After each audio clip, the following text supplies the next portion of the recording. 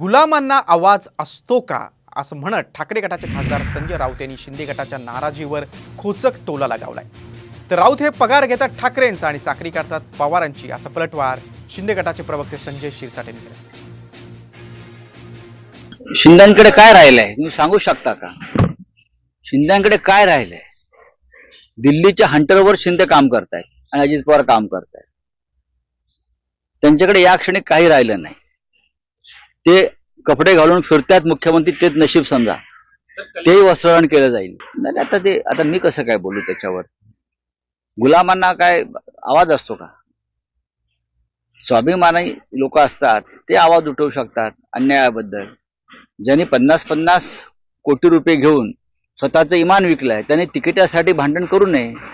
अहो हेच स्वतः गुलाम आहेत, हे स्वतः दलाल आहेत। यांचं देवस्थान कुठं आहे? सिल्वर ओक आहे। हे लपलेलं आहे का? तुम्हाला माहित नाही का हे सिल्वर ओकचे गुलाम आहेत म्हणून? हे पगार घेतात उभाटा गटाचे उद्धव ठाकरेंकडून आणि चाकरी कुणाची करतायत? ते शरद पवारची। हा पेड वर्कर आहे। याला पोपटाला जेवढं सांगितलं बोलायला तेवढंच हा बोलत असतो।